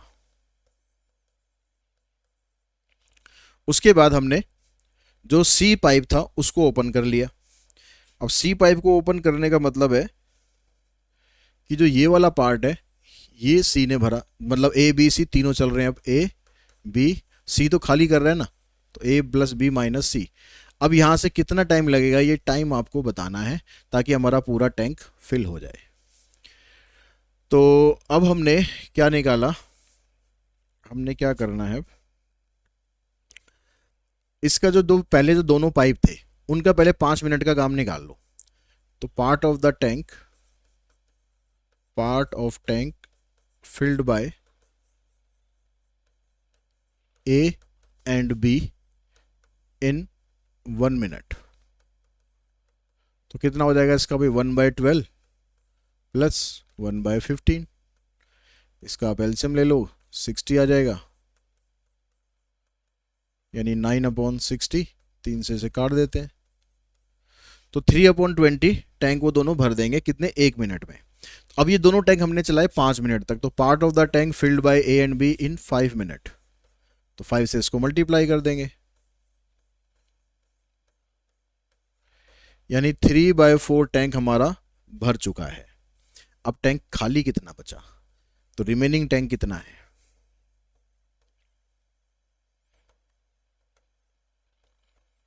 रिमेनिंग टैंक कितना है, 1 में से 3/4 माइनस करो, यानी 1/4 टैंक बचा हुआ है। ये वाला जो हिस्सा है ये 1/4 है। अब इसको भरने में अब तीनों टैप काम कर रहे हैं, तो इसको भरने में टाइम कितना लगेगा। तो अब आप यहां निकालें part of the tank filled by A B and C in 1 minute. अब तीनों चल रहे हैं, ये 1 मिनट में इतना भरेगा, दूसरा वाला 1 मिनट में इतना भरेगा, तीसरा 1 मिनट में खाली करेगा, कितना 1/20। तो एलसीएम इसका लेंगे तो 60 आ जाएगा,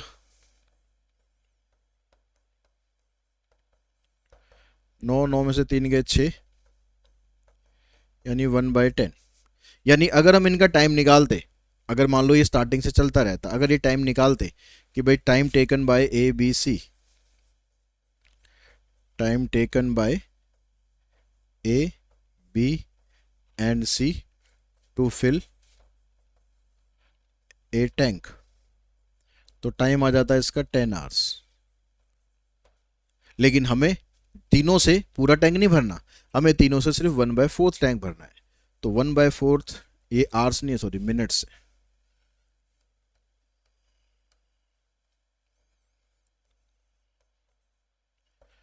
ठीक है, तो यहां पर time taken by A B C to fill 1/4 tank, पूरा टैंक नहीं भरना।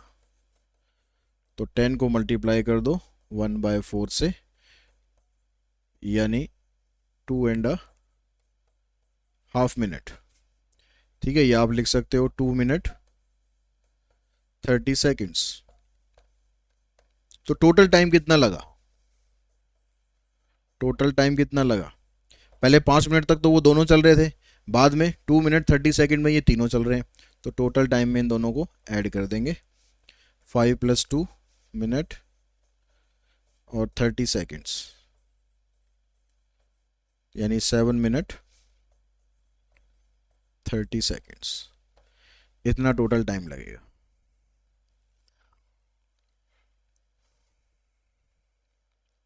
नेक्स्ट में कहता है कि when A can fill the tank 2 times faster than pipe B, A जो है वो बी से 2 टाइम्स फास्ट है। If both pipe A and B running together fill the tank in 24 minute, अगर वो दोनों इकट्ठे चलते हैं और 24 मिनट के अंदर पूरा टैंक फिल कर देते हैं, तो find how much time will pipe B alone to fill the tank. तो बी जो है वो अकेला चलता तो कितना टाइम वो लेता। तो अब यहाँ पर कहता है कि ए जो है वो बी से 2 टाइम फास्ट है। तो अगर हम टाइम लेते हैं, let time taken by B be x minutes, तो टाइम टेकन बाय ए कितना हो जाएगा। अब ज़्यादातर बच्चे क्या लिखेंगे इसको, 2x मिनट्स, क्योंकि ए बी से 2 टाइम फास्ट है। अब यहाँ पर टाइम का कंसेप्ट आप कर रहे हो, 2 टाइम फास्ट होने का मतलब है उससे टाइम कम ले रहा है, तो कम लेने का मतलब है कि यहाँ पर आएगा x/2।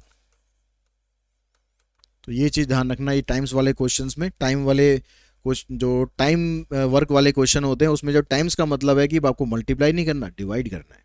ठीक है। अब इसका जो 1 मिनट का काम है ये हो जाता 1/x, इसका 1 मिनट का काम है ये हो जाएगा 1/x/2, और टोटल मिलाकर ये दोनों 24 मिनट के अंदर फिल कर रहे हैं, यानी 1 मिनट के अंदर ये इतना फिल कर रहे हैं। इस 2 को ऊपर ले जाओ,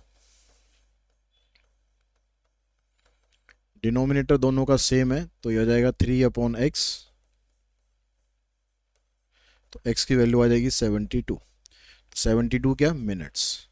जो b है उसको 72 मिनट्स लगेंगे इस पूरे टैंक को फिल करने में। 3 pipes A, B, C are installed to fill a tank.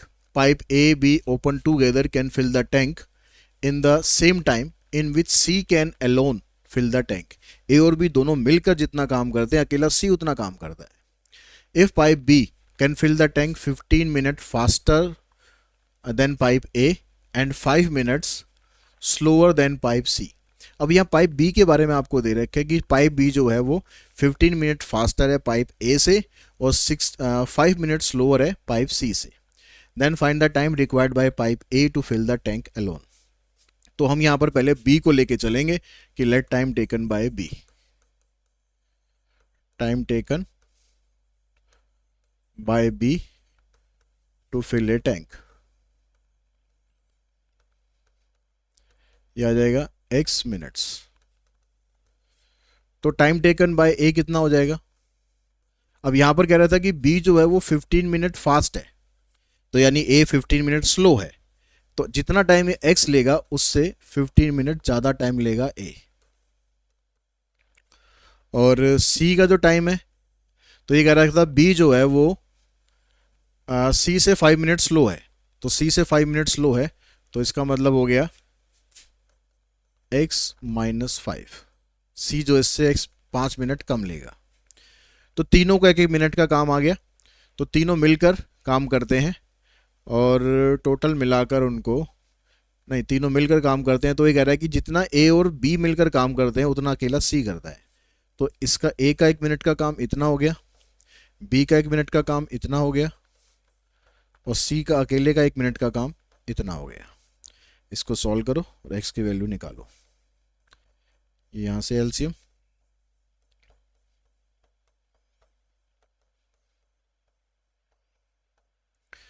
x plus x 2x plus 15 नीचे x square plus 15x equals to 1/x-5। Cross multiply करो, 2x को इससे करेंगे 2x स्क्वायर माइनस 10x, फिर 15 से करेंगे, इधर से आ गया एक्स स्क्वायर प्लस 15x।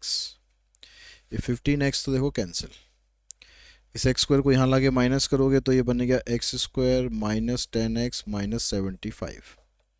तो 75 के फैक्टर करें जिससे आपके पास 10 आ जाए, तो एक 15 हो गया और एक 5 हो गया।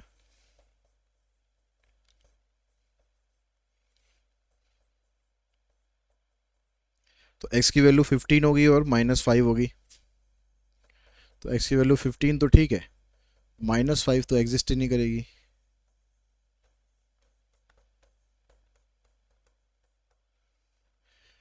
तो x की वैल्यू 15 आ गई, मतलब 15 मिनट का टाइम लग रहा है उसे। तो इसको कितना लगेगा, a को टाइम कितना लगेगा, 15 + 15 मतलब 30 मिनट लगेगा।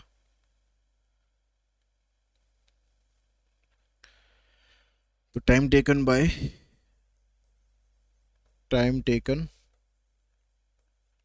Bye A equals to 15 plus 15 equals to 30 minute.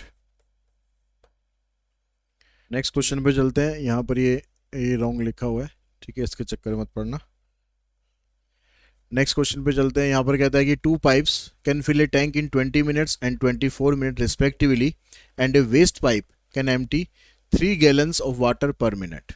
जो एम्प्टी कर रहा है ना, वो 1 मिनट के अंदर 3 गैलन जो है वो खाली कर रहा है। If all the 3 pipes working together can fill the tank in 15 minutes, find the capacity of the tank. तो टैंक की कैपेसिटी कितनी है? तो एक पाइप तो 20 मिनट के अंदर भर रहा है, दूसरा पाइप 24 मिनट के अंदर खाली कर रहा है, और तीसरा जो वेस्ट पाइप है वो मान लेते हैं x मिनट के अंदर दूसरा पाइप तो भर रहा है, ठीक है, तीसरा जो पाइप है वो खाली कर रहा है। तो इसका 1 मिनट का काम हो गया 1/20, दूसरे का 1 मिनट का काम ये हो गया। जो खाली कर रहा है उसका टाइम हम ले लेते हैं x मिनट, तो हो जाएगा -1/x। अब ये तीनों पाइप मिलकर 15 मिनट तक चल रहे हैं। तो 15 मिनट तक चलने का मतलब है कि 1 मिनट के अंदर कितना टैंक फिल करेंगे? 1/15। तो यहाँ से पहले आप x की वैल्यू निकाल लो। तो 1/20 plus 1/24 minus 1/15 equals to 1/x। LCM लोगे तो आ जाएगा 120, 6, 5, 8, 11 minus 8 3,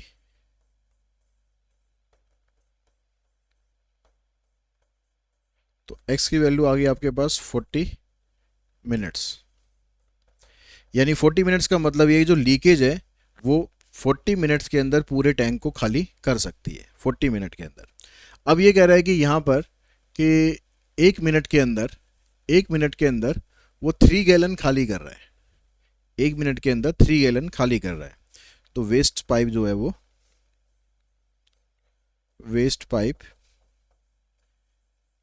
can empty in 1 minute equals to कितना? 3 गैलन। तो अब ये 40 मिनट में पूरा टैंक खाली कर रहा है, तो 40 मिनट में एक्चुअली कर कितना रहा है खाली है?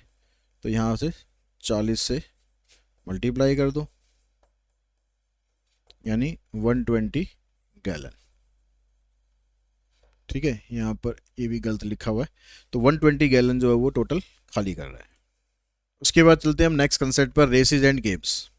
तो रेसेस एंड गेम्स के अंदर जब आप क्वेश्चन करते हैं तो कुछ एक टर्म्स हैं, जैसे स्टार्टिंग पॉइंट मतलब जहाँ से रेस स्टार्ट होती है, फिनिशिंग पॉइंट या विनिंग पॉइंट या गोल मतलब जहाँ पर ख़त्म होनी है रेस, विनर जो जीतेगा रेस, डेड हीट का मतलब ये होता है कि अगर सारे पार्टिसिपेंट सेम टाइम पर पहुंच जाते हैं तो यह कोई भी विनर नहीं है ना, तो उसको हम बोलते हैं डेड हीट। अगर सारे पार्टिसिपेंट सेम टाइम पर ही पहुंच जाए तो उसको बोला जाता है डेड हीट।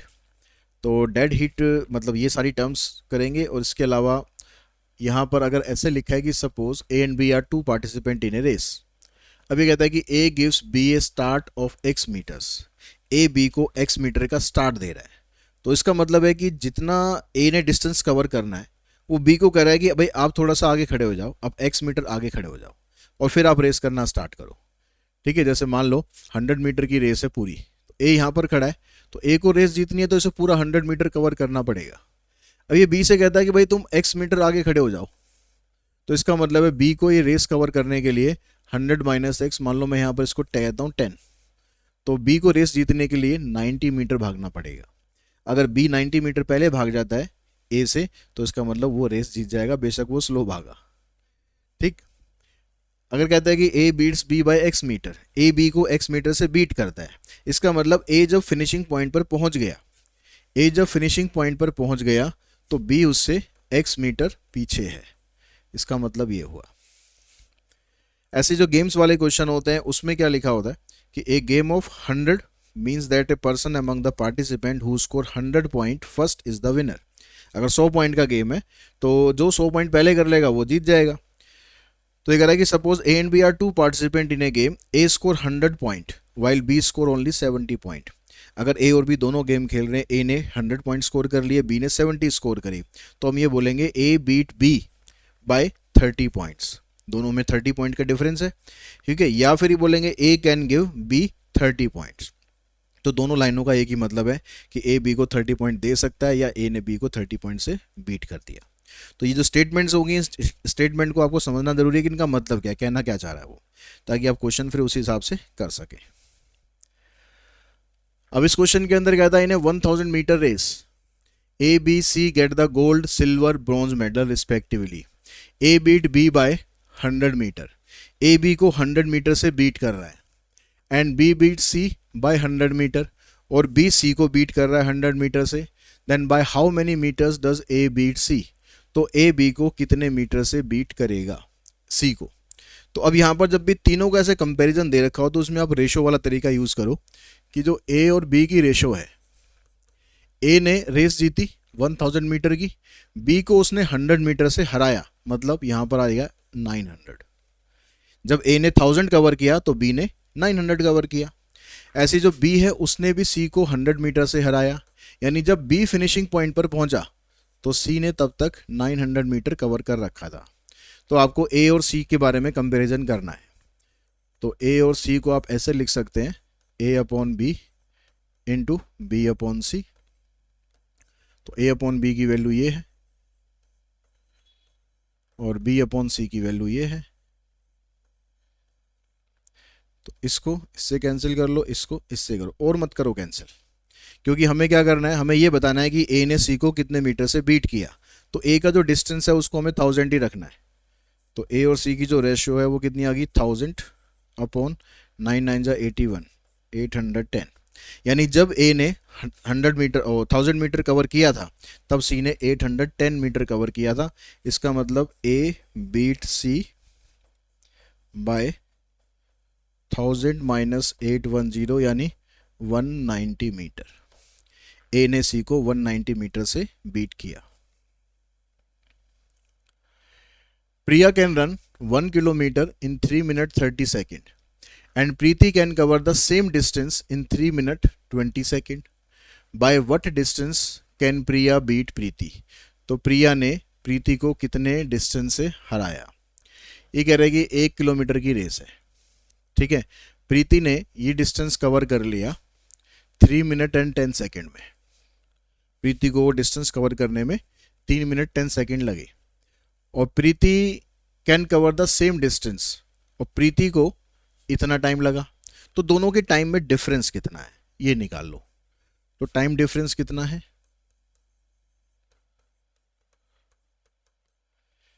3 मिनट 20 सेकेंड में से माइनस कर लो आप 3 मिनट 10 सेकेंड्स को, यानी 10 सेकेंड का मार्जिन आ गया। यानी दोनों के टाइम में सिर्फ 10 सेकेंड का फर्क है।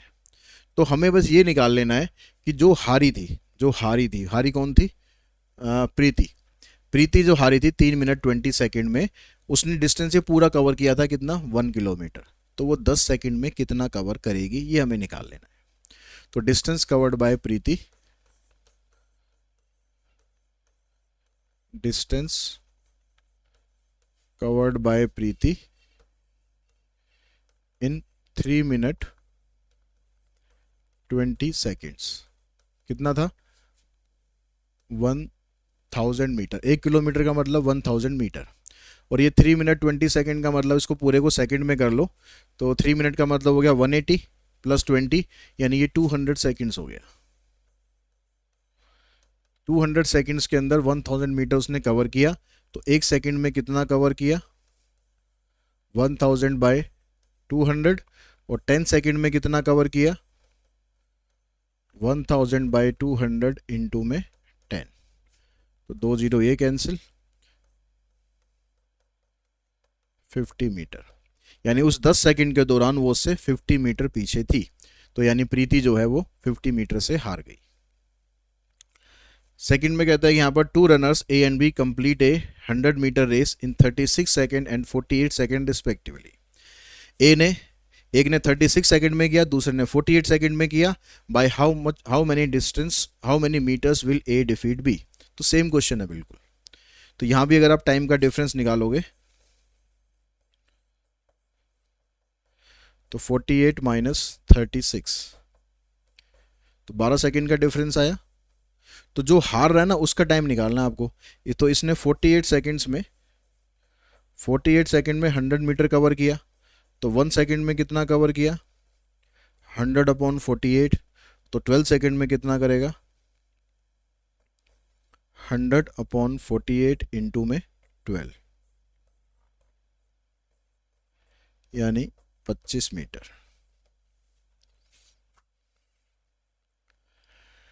नेक्स्ट में कहता है कि A runs 3 times as fast as B.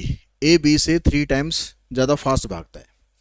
तो इसका मतलब हो गया कि अगर स्पीड हम लेते हैं बी की, स्पीड ऑफ बी के मीटर पर सेकंड, तो स्पीड ऑफ ए क्या आ जाएगी, 3 के मीटर पर सेकंड। या आप कह सकते हो कि ए बी की जो रेशो है वो 3 और 1 हो गई। If A gives B a start of 50 metre, अगर ए बी को 50 मीटर का स्टार्ट देता है, find how far must be the finishing point on the race course so that A and B reach the goal at the same time. तो जो गोल है ना आपका, जो फिनिशिंग पॉइंट है वो कितनी दूर है ताकि दोनों सेम टाइम पर पहुंच जाए। तो हमने मान लिया कि लेट टोटल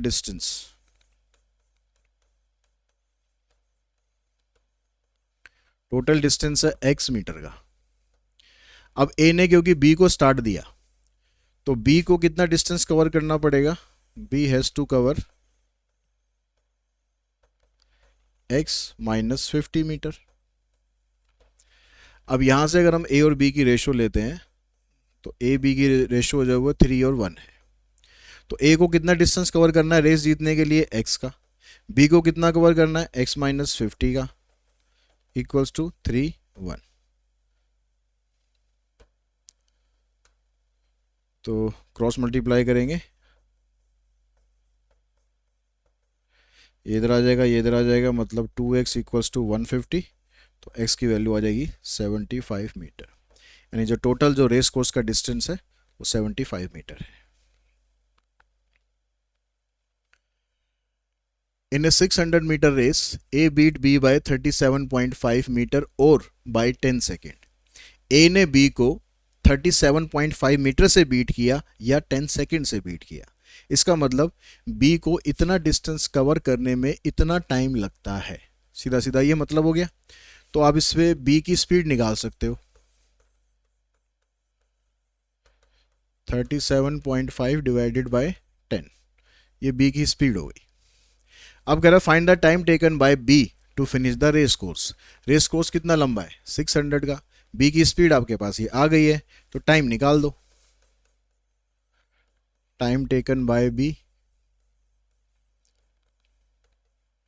तो टोटल डिस्टेंस 600, स्पीड आ गई इसकी 37.5, और डिवाइडेड बाय 10 को मैं सीधा यहाँ लिख देता हूँ।